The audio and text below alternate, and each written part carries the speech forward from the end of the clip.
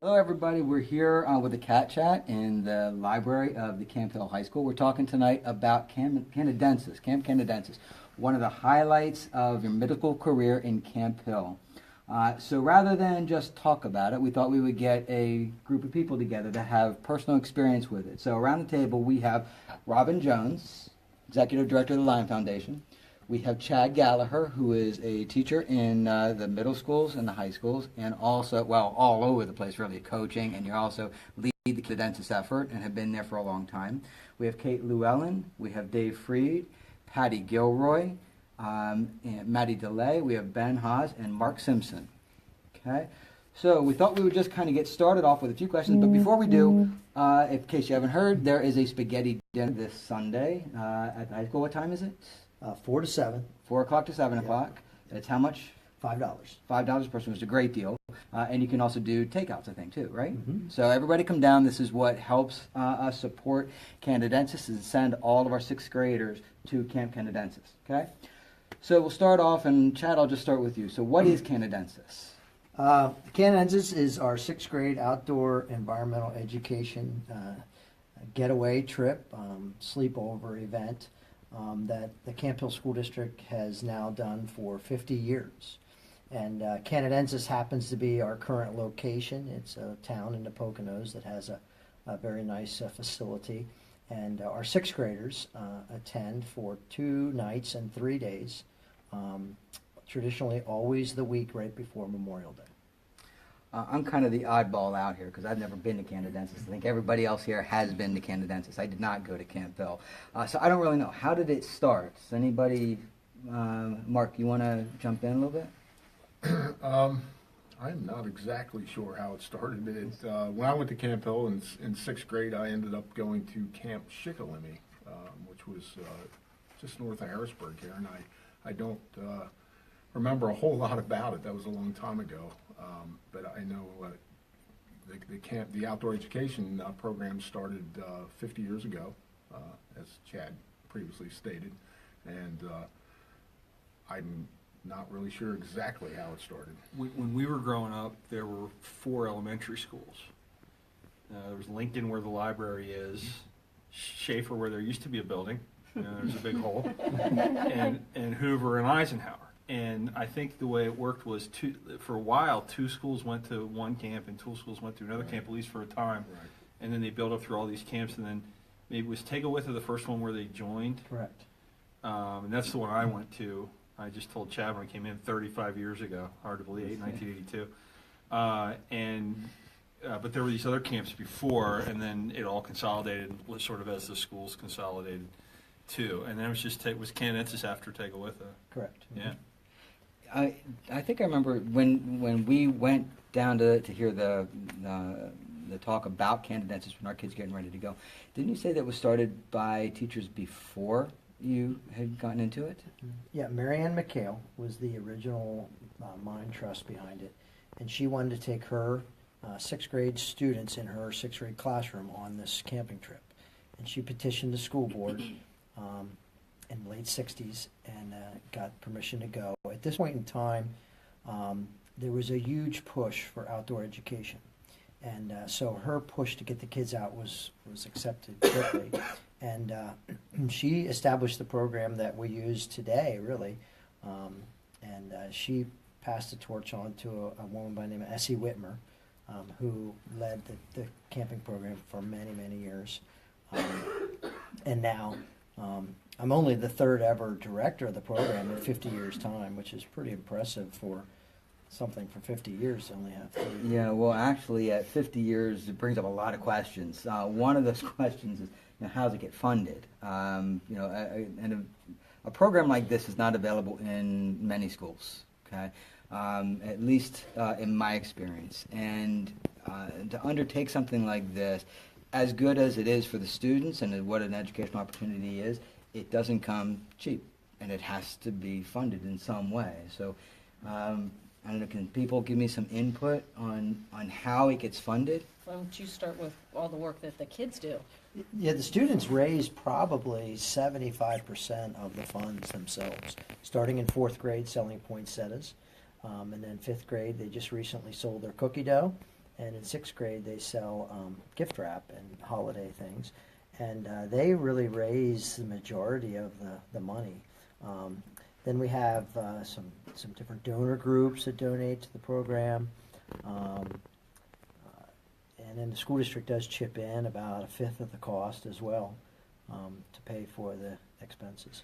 What do you guys think about doing fundraising? Is that hard to do? Is it fun to do? Well, I think it was really exciting for us when we were in elementary school. I can honestly remember who was sold the most poinsettias in fourth grade, and it was Tyler Myers, of course. His dad's office. But it was really exciting for all of us.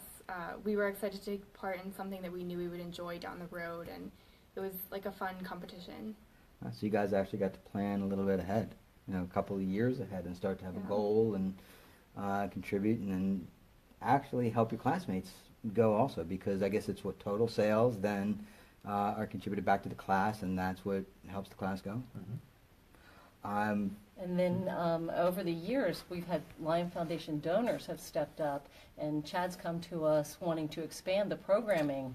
Much of the programming has been the same or similar over the years, but in recent years, we've been really fortunate that we've had donors that have stepped up and given us money so that we could expand the program. And we started the ornithology scavenger hunt, where the kids are actually going out and doing bird watching, and we got donated binoculars and a lot of the materials for that class. We had the fire starting class. We've had donors that have done the plein air watercolor class, and what are some of the other classes? Recent donations of some major technology and sound equipment. Yeah. The cameras were recent this past year with some donor gifts. I think we got a new computer. So there's a lot of additional things that people who really believe in what this program is all about and giving this opportunity, the kids have been able to make a difference in what it is going forward. Well, having had 3 kids that have gone to Canadensis and seen the fundraising as well as the impact that it had on them, not only the fun that they have, but the maturity that it brings and the education that they get. It's really a great program, and one that, personally, I think is it's a real benefit to Camp Hill. It's something that is that I would want to bring my kids to if I didn't already. That I'd like them to be part of. Which actually leads into what is the educational importance of Canadensis? What does that do for in the curriculum and help to educate our kids? I can say one of the neat things I think is outside of the curriculum is just watching kids that for the first time in their life are trying new things, or or you see kids that have never been encouraged to do something, and you're standing there and everybody's cheering, not just the adults that are there, but the kids are cheering them on and everything. And those are the special moments that I think really bond us all when we're there, is that whole teamwork approach and bonding a class to just get behind something and support it, even though you've never tried it before, whether it's fishing or, going up the rock wall or whatever it is. Yeah. I think one of the key things is, and Chad can speak to the educational value, which is some of the stuff that the kids are being educated about, they don't even know it because they're having so much fun. But on a daily basis, I see kids who are in trouble, right? And I see a lot of, and you just see all of us as parents see kids are just bombarded by these outside influences, and especially now just constantly bombarded all the time. And to take away their devices and disconnect them, to mix them up, Yeah. right? So you're generally in a cabin with a couple of your friends, but other than that, you're mixed up completely. And to see those, it's incredible how quickly the walls break down. Now they might get put back up when they come home, but for those 3 days, those walls break down, and especially at that age, they really get to be kids in for 3 days. When I think that's really something hard now. I don't want to speak for kids, but that's what I see as an adult, and that's the thing I think that keeps adults coming back, because there's really it renews us as adults to see it and just to watch the kids work together, and it doesn't hurt that it is organized like clockwork, Yeah. which really makes it easy for counselors. I think the other thing that impresses me is that virtually every kid comes. So special needs kids are there, and you just see just the whole feel of, the whole grade bonds, together and unites behind these common fun times. And like you said, they're learning and they're not even realizing they're learning. And it's fun to see them get excited about the micro-study of water, We have 3 students here with us, Kate, Ben, and Maddie. What do you guys think about your experiences at Canadensis from an educational standpoint as well as a fun standpoint? And what Mr. Freed is saying about being more of a group rather than in small groups and just be able to associate with everybody. Yeah, I think it definitely has value. It's part of an education that you wouldn't get in a classroom. I learned how to put a fish on a hook, which is something that I had never done before, and might be valuable in the future. And my team took first place in the survival shelter contest, which I was really excited about. So I think that it teaches you really valuable skills about the outdoors, which we might not learn in a suburban town like Camp Hill. But on top of that, it really fosters a spirit of cooperation among students. And a lot of the students that I had never really talked to before, I mean, we of course know everybody, there's only 80 kids in a grade, but a lot of the students that I had never really talked to before, I was kind of forced to talk to them, and we were to help each other, and there were some difficult situations that we had to get through together, and I've made memories with students that I would think that I'll always remember, who I might not have otherwise even, talked to. So it forces us to come together as a group and help each other and care about each other, and that's something that's really important that isn't necessarily often offered in a classroom. So does it help that you guys are outside the school and outside of sports or anything else? Yes, because instead of learning through a textbook, you learn hands-on, and that personally helps me more learning. So I learned a lot more on those 3 days than I would reading in a textbook. I remember her, one of the things that I thought was awesome during, and here's why I noticed, because we were doing some of the songs at meals, and I can't remember who else it was, but you and somebody else were always up like doing the motions and stuff, which was, I love that. Because you don't, by the end of the week, doing stuff like that and doing the campfire songs, things like that, kids don't care anymore. They're up there doing it. They're a little tentative at first, and at the end of it, they're out there going crazy, which is really fun. So that's always real fun to see. Well, actually, I'll hop down on questions here, because one of my questions is, tell me about the campfire. I've seen pictures of the campfire, but I have not seen a campfire or been there. Has to be some stories. Well, the campfire's evolved a lot over the past years. Canadensis built a little stage kind of near the campfire. That's what I So thought. we have a campfire going, but it's not your kind of kumbaya roast a marshmallow type of campfire. It's always been kind of a upbeat experience. I mean, it's 10 o'clock at night. You've been running, going hard all day long, and kids are ready to drop over. And we re-energize them with fun songs and great times. And every year we have a traditional song that we do, Lean On Me. We teach the kids the hand motions. And it's so cool to see that remembrance come back. Even at the Minithon event, they played a different version of the song, but the kids were up front, all going through the motions. And that's something that happened 5-6 years ago for some of those kids, and they remembered it like clockwork. But the campfire program is certainly a hot time, and not because of the hot fire, but it's just a lot of fun. Yeah.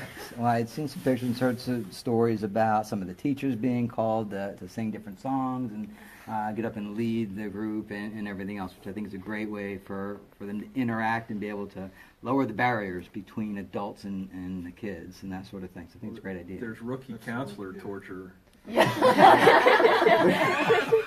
which Mr. Gallagher loves. Thank goodness I'm a veteran. I love to do that. And Chad, as the educator here, how does it fit into a curriculum? Well, there's 32 different courses that we teach in the 3 days time span. It ends up being a couple hundred classes till you get them all in. Some of them don't necessarily directly fit in the criteria, like soccer. That's not a criterial thing. But there's so many sciences. There's arts. There's a music component, and there's just science. It's so heavy with science that the kids are seeing so much of that. And then we bring in experts in the field of those sciences. So you've got Peter Roebelin, professional geologist, working with these kids. We have Dr. Podnazinski, the #1 guy in the state for plant identification, and there he is working with sixth graders. I mean, such a wealth of knowledge for these kids to tap into. It's so incredible of the people we have teaching the science kind of classes. Yeah. We had talked a little bit in the Bug Project about how it fit in the curriculum, and also the fact that the Bug Project, part of its design was to have families work with the kids. And it seems like there's a lot of parents that are counselors that volunteer, and I know there's a commitment to it, but I know a lot of the parents go as counselors. How does that work? How do people volunteer to be counselors? How are they chosen to be counselors? What's the commitment for a counselor? Yeah, it's we ask for a 3-year commitment because of the depth of the program. It's not just your regular field trip where you go along and hop on the bus and, So 3 years allows us to train the person and then incorporate them. Oftentimes that turns into many more years than 3. I think I'm on my 12. Some people usually 3 it out, and some people keep coming back, as these folks have all re-upped for many years. It's a tricky process because I always get lots and lots of people that want to go, and we can't take everybody. Yeah. And so that's my most dreaded part of the whole process is, I get the applicants that come in, they really want to experience this. I get it. I mean, it's awesome for us to get to experience it. And that's a really hard part for me to tell people, I just don't need you this year. And that's the hardest part of my job. I'm sure. And every year we get, 15, 20 applicants that come in, and we may take 6, 8, 10 people at the most. So that's tricky. Well, then that actually, I was wondering, do you have to be a parent to be a counselor? You do not. You do not. That's the trend. Yeah. But we do have a bunch of teachers that go that don't have children. And there are a few people who are connected that don't have kids that got connected. Yeah. But there is somewhat of a emphasis to get the Camp Hill folks involved. So I try to get either the faculty or the parents involved. And we love to lock in to a parent that has a 6th, 4th, 2nd, and kindergarten, preschool, because we know we're locked in for a while. Yeah. That's what really jumps out when you go, and I think the kids will see it. All the teachers that go, which I was even surprised about the number of teachers that were there the first year that I went. And I just think that's huge. I mean, what a commitment for them to go. And a lot of the 5th grade teachers go. And if you remember anything about the end of 5th grade, it's super busy with like 5th grade celebration. And I have 5th grade this year, so I know all this stuff. Lock-in and BizTown, and God help them to go to Philadelphia, I think. And everything's going on, and all those teachers go. And then pretty much the whole 6th grade group goes. And participates completely, and it's just really one of the great things about it. Yeah, to your point, I think that, at least, again, in my experience, is unique to a small school like Camp Hill, that the teachers are so involved with the kids outside the classrooms as well as inside the classrooms.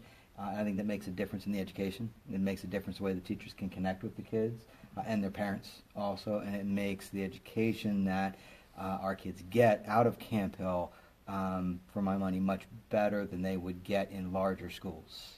Just an opinion as a parent. Well, you can tell the teachers all know the kids and they care about the kids, and they, and the kids are so excited to see their 5th grade teachers there and everything. And it's teamwork. I mean, that's what it really bonds everybody, young to old. We're all a team, just getting, going out there and having a good time. Yeah, and it's nice for us because I remember being a little bit scared, at least. None of my parents were there. And I had heard stories from my sister, but I was nervous. But it was nice to know that I had teachers that I knew before that were going to be there.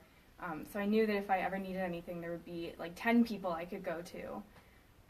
And it was also really funny. Like, we were all really looking forward to seeing our teachers out of school, because seeing your teacher out of school when you're that young is like seeing a fish out of water. Like, it's funny. But that is something that we all really enjoyed. Do all 6th graders go to Canadensis? It's not a requirement. No, they don't all go. Generally, they do for the most part, but you have personal situations where they're not permitted to go by their family members, and unfortunately, or it's not unfortunate for their family, but we see it unfortunate they can't experience it. But every year, there's probably 1 or 2 kids in a grade that don't get to make the trip. Wow, what a missed opportunity. Yeah. What's an average day like for the students at Canadensis? Wow, busy. Right? Get up at 6:30 in the morning. It's important to know how they get up, though. All right. Well, yeah. Start there. You were Oh, thinking yes, about I- it. Yeah. Right there you were not? No. Well, we wake them up with reveille. I do remember hearing that. 5:15 if you're going early morning fishing. Oh. Yeah. Yeah. So, and lights out at 11, so we're going 5:15 to 11 for the duration. And it's not a hey, let's take a break every couple hours and go back and take a rest type of deal. I mean, it is Yeah. ram. It's a Which- very structured. It's fun, but it's very structured. Yeah. which No is- downtime. It's It's not on the move. it's not a free for all by any means. It's everybody has a schedule. You know Yeah. where you're supposed to be, what times. And you have to be accompanied by an adult at all Right. times as well. So you're always really engaged in going somewhere or doing something. I do know how tired they are when they get home from the trip. If there So- is a student that needs a break, we make sure they get the time to go Yeah. just chill for a little while, and when they're ready to rejoin the group, they just jump right back in, and they've never missed anything. Yeah. I think it's amazing too that the 5:15 fishing, the number of kids that do it. They do. If you told them to get up at 5:15 here in Camp Hill, I can't even get them up for school. it's not going to happen, right? They're like chomping at the bit to go fishing at 5:15. No one wants to miss out. No. That's- Yeah. yeah. And then there's positive peer pressure for the kids that say, I'm not doing it, like the other kids in the True. cabin will get it. Pull them out of that. So, Kate, what do you have around your neck? Well, this is actually something that I've kept for like the past 6 years. We all got these name logs, and we wore them all the time. And then these are ribbons that we got. I think every day, right? There was a ceremony with every dinner. At the meal, yeah. Yeah, where we got awarded ribbons. So let's see. Best advice on low ropes. Steeplechase, first in steeplechase. Stream hike 29 jumps. That was really exciting. I was really proud. And cold, probably. Yes, and cold. And then best shelter for survival skills. This was my most biggest accomplishment, I guess, when I was there. But we all wore these around, and whoever had the most was like the coolest for the day. And So you build them up over the course of the Mm-hmm. weekend. And does everybody get a name log? Adults. And that's Adults and too, kids. yeah. and that's theirs to keep then after they're I done? think all of my friends actually have these hanging on their walls in their I have room. one on Like, my wall too. yeah. Yeah. If I you, know. I will frequently ask my students, how many of you right now know where your name medallion is? And almost all of them can tell you exactly where it's at. In fact, Miss Fainus, our athletic director, was just cleaning out her closet, and she sent me a text yesterday, and she said, "Look what I found in my closet." Really? She had her From when she medallion went. from when she was a 6th grader. Yeah. That actually makes me ask a question. Also, everybody here has a different color sweatshirt on, and I know they all tie back into your time at Canadensis. How does that work? Does the class choose a color for the year, or is that just come up in like a lottery, or how does that work? So Mr. Gallagher would choose like 4 different colors, and then our grade would vote on all the colors, and whatever color got the most votes would become our sweatshirt. Okay, that's very cool. I mean, I know people wear them all over Camp Hill, and I see it at the Memorial Day parade, also all on the float there for And the this year being the 50th, we thought, what a better way to incorporate all of the colors by doing a tie-dye. Oh, that's very So cool. each 6th grader is individually doing their own sweatshirt, which has never been done. And one of the traditions is you never saw your sweatshirt until the 3rd day. Yeah. Right. Well, now they see a white sweatshirt that they start with, Mm-hmm. and they kind of get to see it, but then they put it in a bag, and then they still won't get to see their creation until the 3rd day. But it's going to look pretty cool because it Well, kind of yeah. has all the colors. It represents all 50 years combined. Well, and Very talk neat. about the tradition of the day, the first morning back. when, So that's Yeah. amazing. well, I'll let one of the students Yeah. share that. Okay. It's like everyone wears their sweatshirt the first day back, and it's kind of taboo if you don't. Because no one wants to be like that kid that doesn't wear the sweatshirt. So all the other grades often wear theirs too. You're like, oh, you think you're so cool, you have your sweatshirts, we have ours too. So it's everyone just has their sweatshirts, and whoever still fits, mine barely does. Like anyone that fits in any grade really will wear them. So. It's Yeah. actually a unifying thing also then too with the sweatshirts. The grade sticks together. For sure. I think also, as an upperclassman, every single year I'll walk through the 6th grade hallway and be like, why is everyone, they just got back from Canada. It's like everyone's wearing the same shirt. Yeah, I remember coming back and I completely lost my voice and I was like fried. I was so tired and I woke up the next morning and I was like, I have to go to school. Like everyone's gonna be there.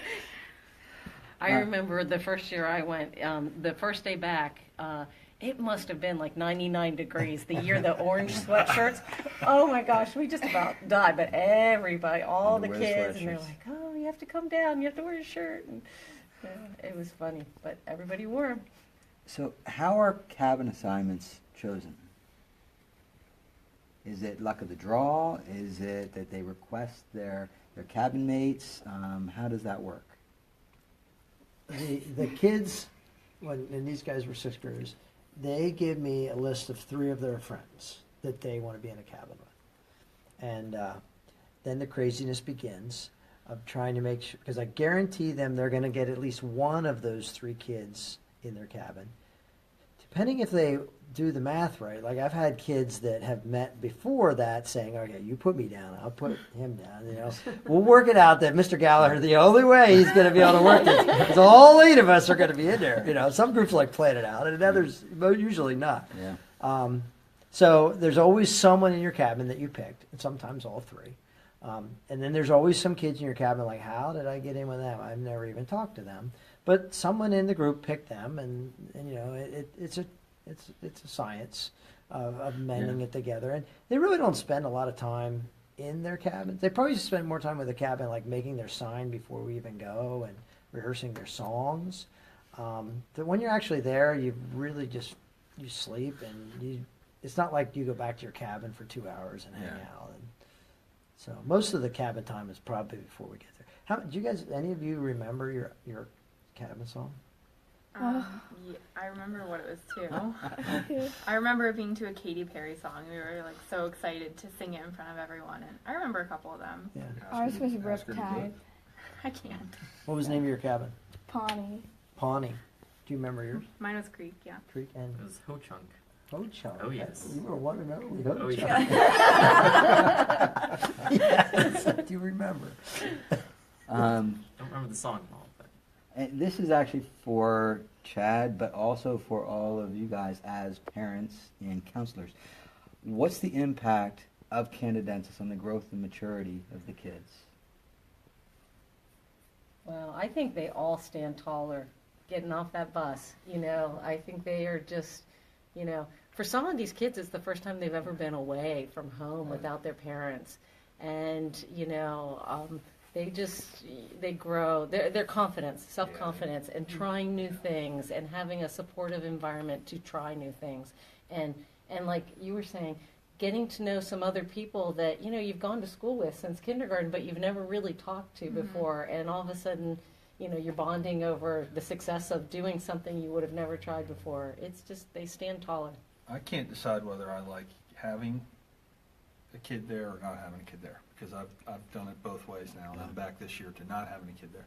But the impact that I saw was the first year I went when I had a child there.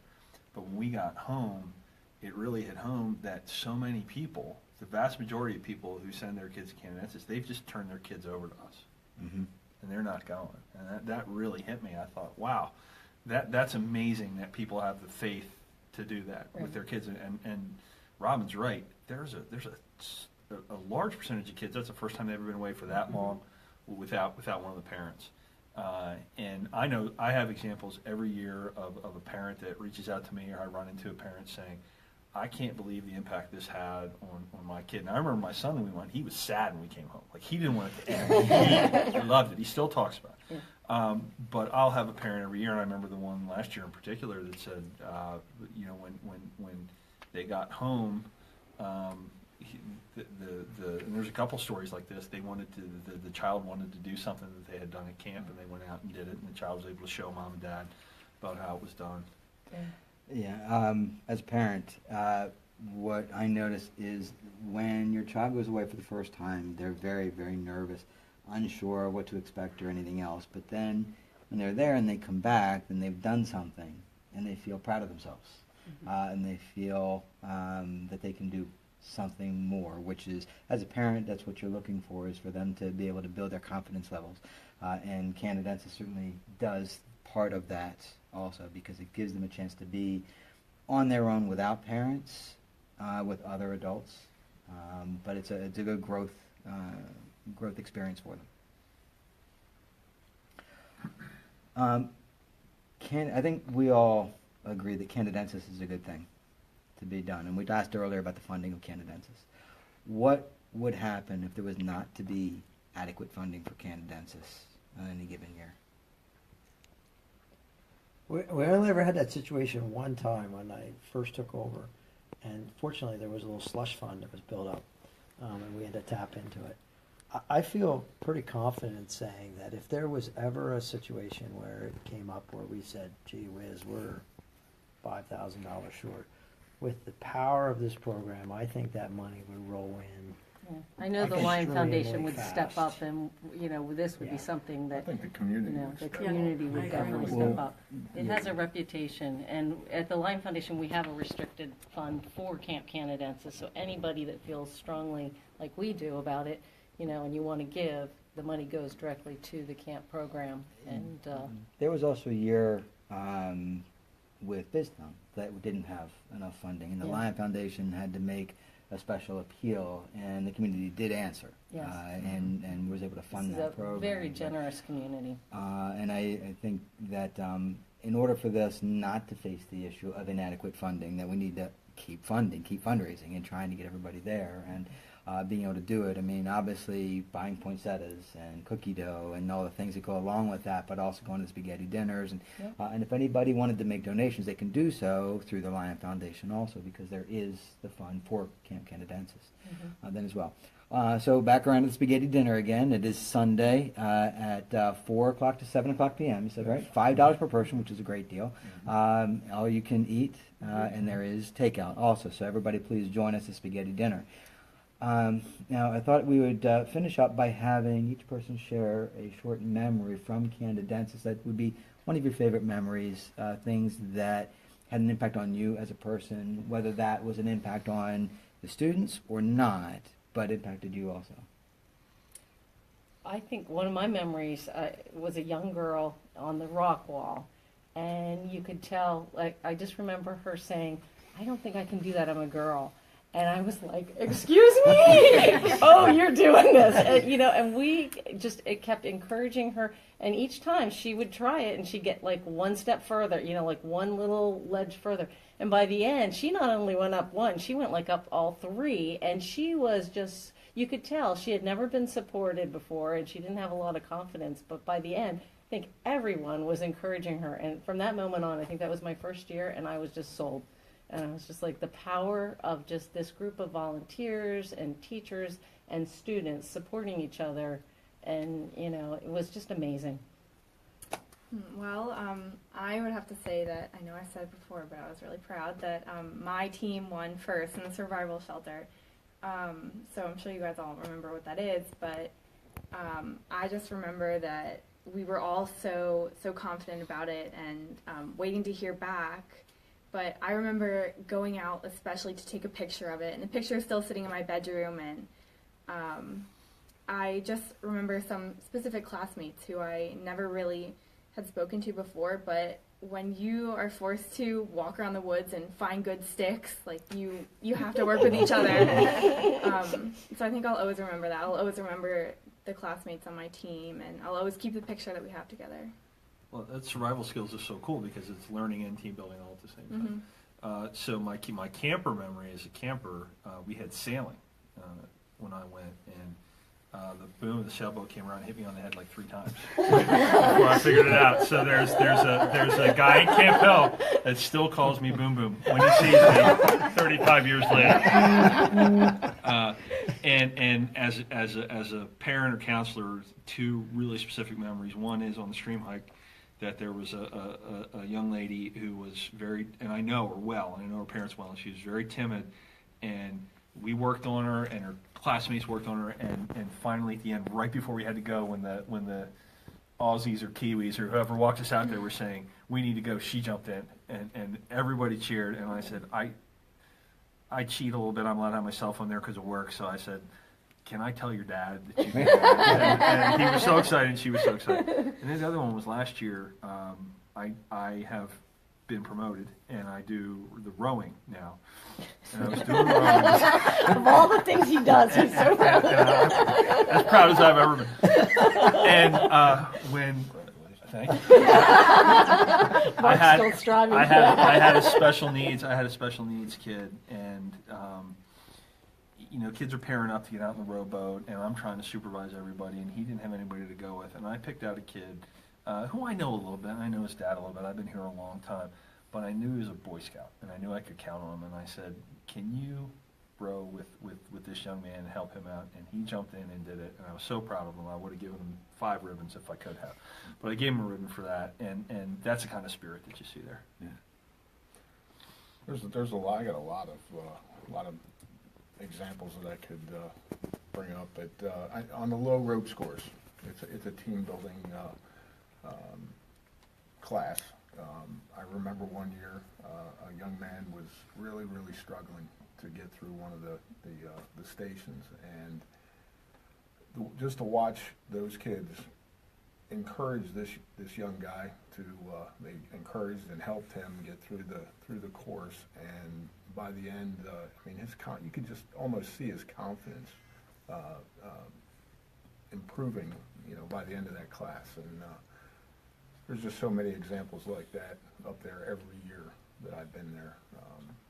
But that sticks in my mind. I think the orienteering course, practically no one knew how to work a compass, and I was like the only one that did. So, doing the course and setting the record time, I think, I don't remember if we got first that year or not, I'm not sure. But having my team coming up to me and saying, thank you, we really needed that, otherwise we'd be cooked, was really special. And I got a ribbon for being the fastest with the compass, and that felt really great. I still have it with me and everything. So. Good. I would have to say, every year, leaving camp, I feel so proud to be a part of such a great event. Having all the staff members, all the children, the respect that they show for one another, just the encouragement they give each other. And I'm honored to be going back every year to have a new group of kids and to go back with 58 of my closest friends, like vacation.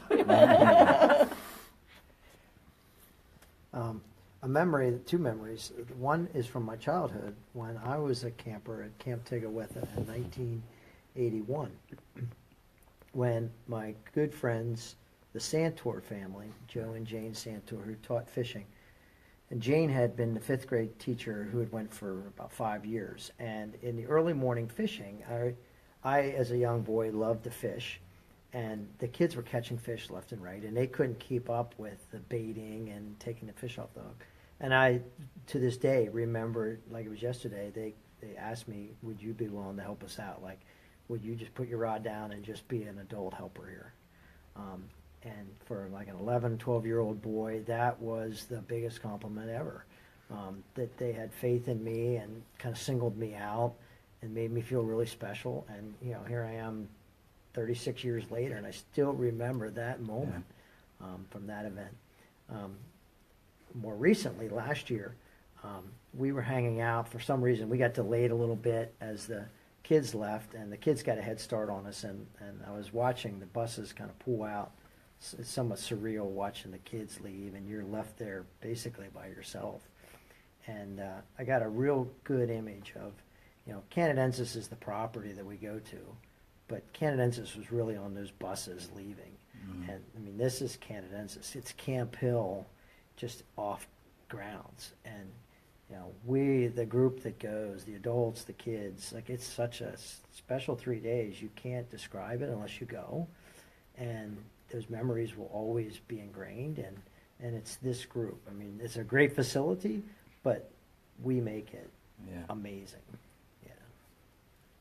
My favorite memory was definitely the early morning fishing, because I remember getting together with my brother and like planning out to go, and like I woke up with all my friends in my cabin and we went and we thought it was going to be so much fun, and it started pouring down rain on us and none of us caught a fish, but we were just laughing so hard because we were soaked. It was so much fun. I think Canadensis is a special place in Camp Hill, and I think that you're right, that Canadensis is the people that make it and not the facility, although certainly it's a beautiful facility, and it'll be going on for a long time also. One of the things we want to do, just to, again, spaghetti dinner is on Sunday, so please join us. Within a day or two, we're going to have the audio of this up on the Lion Foundation website underneath the community tab, underneath Cat Chats is where you'll find it. It'll be an audio recording of this. Also, we have up on the website, underneath Canadensis, on our website, where you can actually connect and you can make a donation, or you can buy spaghetti dinner tickets, I think, on the website also. We just had to go back in where it's connected. I just got a message from Joe that should be back up and running now. So if you want to go to the website, lionfoundation.org, go under Canadensis. You can find it there under the dinner, and you can also then, within a day or two, find the recording of this Cat Chat underneath the community events page. So everybody, thank you very much for joining us and sharing your memories about Canadensis, and thanks for joining us. Thank you. Thank you. Thank you.